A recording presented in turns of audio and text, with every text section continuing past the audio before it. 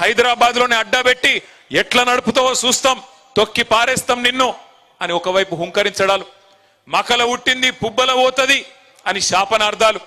ఈ రకమైన వాతావరణంలో ఒక్కడుగా బయలుదేరి ఆనాడు పెద్దలు జగదీశ్వర్ రెడ్డి గాంటి కొంతమంది మిత్రులు ఉమ్మడి నల్గొండ జిల్లా నుంచి కూడా ఆనాడు తనతో పాటు బయలుదేరి, విజయసింహారెడ్డి గారు ఇట్లా కొంతమంది మిత్రులు, భరత్ గారు, వీళ్ళు బయలుదేరి కొంతమంది ఆనాడు ఆయనతో పాటు ప్రయాణం ప్రారంభించినారు. ఒక్కొక్క అడుగే మరి వేసుకుంటూ 14 ఏళ్ళు. నిజంగా చెప్పాలంటే 25 ఏళ్ల టిఆర్ఎస్ పార్టీ చరిత్ర, బీఆర్ఎస్ గా ఈ రోజు ఉన్నాం. చరిత్ర చూస్తే 3 పాత్రల్లో కూడా విజయవంతమైన ఒకే ఒక్క పార్టీ భారతదేశంలో మన పార్టీ మాత్రమే.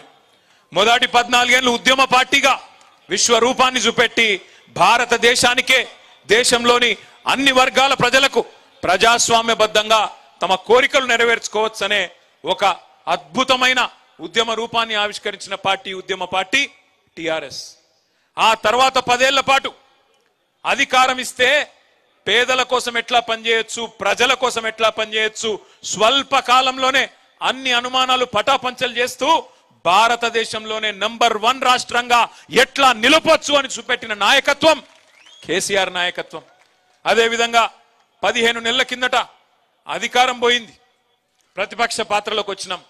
ప్రతిపక్షంలోకి వచ్చిన తర్వాత ఇవాళ చిట్టినాయుడు ఏం చెప్తున్నాడు, టీవీలలో అటో చెంప ఇటో చెంప వాయిస్తున్నారు, నన్ను కూర్చోనిస్తలేరు, కుర్చీలో కూర్చున్నానో లేదో నన్ను బతకనిస్తలేరు అంటే ప్రతిపక్ష పార్టీగా కూడా ఇవాళ ప్రజల పక్షాన ఎలుగెత్తి పోరాడుతున్నది అసెంబ్లీలో గాని బయట గాని ఒకే ఒక్క పార్టీ బీఆర్ఎస్ పార్టీ మాత్రమే.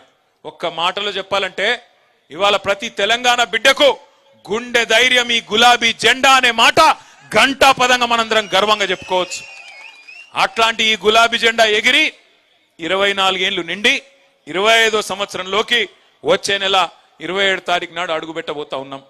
ఇవాళ మనకు ఉద్యమము కొత్త కాదు, అధికారము కొత్త కాదు, ప్రతిపక్ష పాత్ర కొత్త కాదు.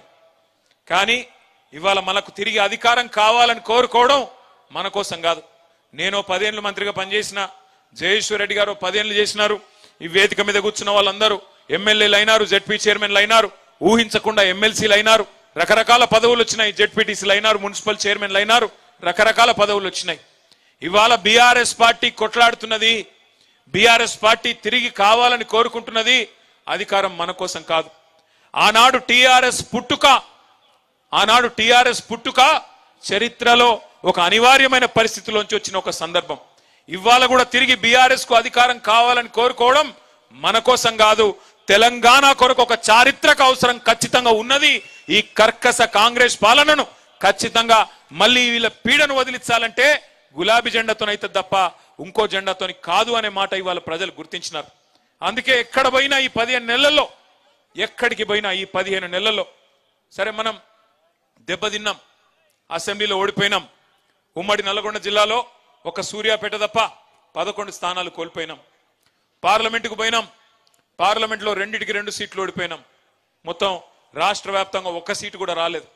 చాలా మంది అన్నారు అయిపోయింది, వీళ్ళ పని అయిపోయింది, ఇక ఉన్న ఎమ్మెల్యేలు వెళ్ళిపోతారు, ఎమ్మెల్సీలు వెళ్ళిపోతారు, అసలు పార్టీయే మూతపడుతుంది అనే మాట కూడా మాట్లాడినారు.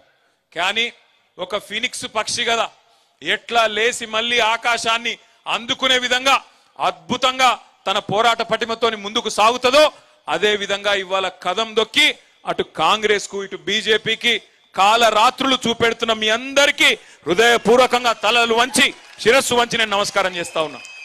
హైదరాబాద్ లో ఉన్న మేము ఒక్క పిలుపునిస్తే, ఒక్క నిరసన కార్యక్రమానికి పిలుపునిస్తే ఇవాళ క్షేత్రస్థాయిలో కేసులు పెట్టినా, ఎవడు బెదిరించినా, ఎవడు ఏమన్నా భయపడకుండా పోరాడుతున్న మీ అందరికీ హృదయపూర్వకంగా నేను మళ్ళొక్కసారి శిరస్సు వంచి నమస్కారం చేస్తా ఉన్నా. ఇది సామాన్యమైన విషయం కాదు మీరు చేస్తున్న పోరాటం. ఎందుకంటే మీరు చూస్తా ఉన్నారు ఒక వికృతమైన మనస్తత్వం కలిగిన ముఖ్యమంత్రి.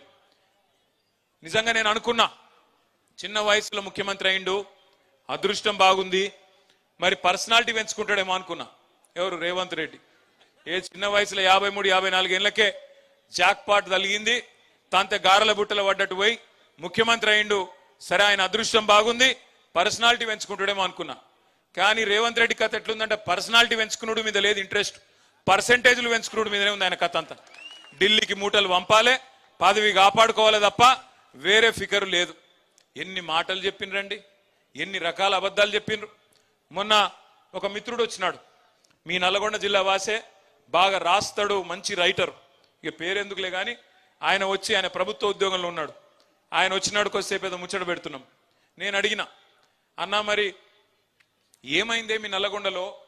కేసీఆర్ గారు చరిత్రలో ఎన్నడూ లేని విధంగా నల్లగొండని ఇంత బ్రహ్మాండంగా చేసిండు కదా, టైలెండ్ గ్రామాలకు నీళ్లు రాకపోతుండే, గోదావరి నీళ్లను కాళేశ్వరం ప్రాజెక్టు కట్టి తుంగతుర్తి, ఇక్కడే ఉన్న సూర్యాపేట, కోదాడలోని చివరి మడి దాకా నీళ్లు తీసుకొచ్చి 2.5 లక్షల ఎకరాలకు 2 పంటలకు నీళ్లు ఇచ్చిండు కదా, ఏమైంది అని అడిగిన.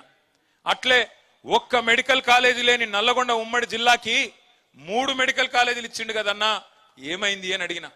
దామెరచెర్ల లాంటి అద్భుతమైన విద్యుత్ కేంద్రం కట్టిండు. మొత్తం తెలంగాణలోనే ఉన్న ఒకే ఒక్క అల్ట్రా మెగా పవర్ ప్రాజెక్టు ఒక టౌన్షిప్పే కట్టినాడు. మరి అంత పెద్దది కడితే మిర్యాల కూడా ఎందుకు పోయింది అని అడిగిన. ఆలేరులో, భువనగిరిలో మరి ఆ ప్రసిద్ధ సుప్రసిద్ధ ధార్మిక క్షేత్రమైన యాదాద్రిని అంత అద్భుతంగా, బహుశా మనం ఎవ్వరం కూడా కలగనని విధంగా అద్భుతంగా తీర్చిదిద్దిండు కదా, అదెందుకు పోయింది అని అడిగిన. ఆయన ఏం చెప్పిండో తెలుసా నాకు? అన్న ఏం లేదే, మీరేమనుకోనంటే క్లుప్తంగా రామాయణం కదా, కట్టే కొట్టే తెచ్చే అని చెప్తారు కదా 3 ముక్కల్లో, నేను కూడా అట్లే చెప్తా అన్నాడు. చెప్పు అన్న.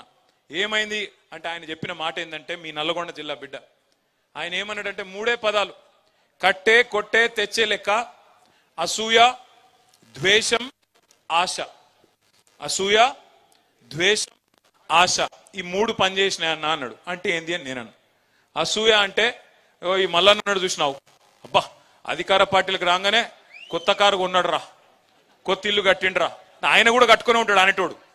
కేసీఆర్ ప్రభుత్వంలో అందరి సంపద పెరిగింది, భూముల రేట్లు పెరిగినాయి, అందరి సంపద పెరిగింది, కానీ మల్లన్న మీద అసూయ పుట్టియాలి. ఓ భాస్కర్ రావు గారు కొత్త అంగేసిండు, అమ్మా నిన్న మొన్నటి దాకా ఆయన ఏదో ఇదివరకు అంగి లేకుండా తిరిగినట్టు బ్రహ్మాండంగా ఉండే ఆయన ఇదివరకు కూడా, కానీ ఇవాళ కొత్త అంగేదో వేసినట్టు ఆయన మీద అసూయ పుట్టించే విధంగా స్థానిక నాయకత్వం మీద ఈర్ష్య ద్వేషాలు కలిగే విధంగా ఒకవైపు ప్రచారం, మరొక వైపు ద్వేషం. ఏదో కేసీఆర్ గారు ఈ రాష్ట్రాన్ని ఆయన కుటుంబం కోసమే తెచ్చుకున్నాడు, ఆయన ఎవరిని కలవడట, అహంకారం అట, కుటుంబ పాలనట, లక్షల కోట్లు దోసుకపోయిందంట అని కేసీఆర్ గారి మీద ఏదో దొరనట, దొరపాలనట అని చెప్పి ద్వేషం నిండే విధంగా అగ్రనాయకత్వం మీద ఇంకోవైపు విష ప్రచారం. మూడోది ఆశ. కేసీఆర్ 10,000 ఇస్తుండు కదా, నేను 15,000 ఇస్తా. కేసీఆర్ ₹1,00,000 ఇస్తుండు కదా పెళ్లికి, నేను తులం బంగారం ఇస్తా.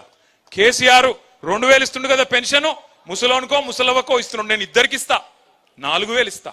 మా సోనియమ్మ చెప్పింది వచ్చే నెల నుంచే ఇస్తా అని ఏతుల వెంకటరెడ్డి, ఇంకా తర్వాత ఇక ఉన్నారు కదా కోతుల ఉత్తమ్ కుమార్ రెడ్డి, ఇటువంటి వాళ్ళు అందరు ఎక్కడోడు అక్కడ తలిగి మొత్తం ప్రజలని ఆశ పెట్టి, నీళ్లున్నాయి, కరెంట్ వచ్చింది, కడుపు నిండా అన్ని వచ్చినాయి, ఇక ఏడన్నా పోతాయా, అవి ఇంకేదో వస్తుందట మీదికెళ్ళి అని చెప్పి ఒక ఆశ పెట్టి. మీరు ఒకటి జాగ్రత్తగా గమనించండి, కాంగ్రెస్ ఓడు బీజేపీడు అభివృద్ధి గురించి మాట్లాడలే, సూర్యాపేటలో వచ్చిన మెడికల్ కాలేజ్ గురించి మాట్లాడలే, ఈ పక్కనే కట్టిన ఎస్పీ ఆఫీస్ గురించి మాట్లాడలే, కొత్తగా జిల్లా అయింది, జిల్లా అధికారులందరూ ఇక్కడనే కూర్చుంటుండ్రు, నాకు నల్లగొండ పోయే బాధ తప్పింది అని మాట్లాడలే, కొత్త మండలాలు అయినా చెప్పలే, తాండాలు గ్రామ పంచాయతీలైనా యాద్ చేయలే,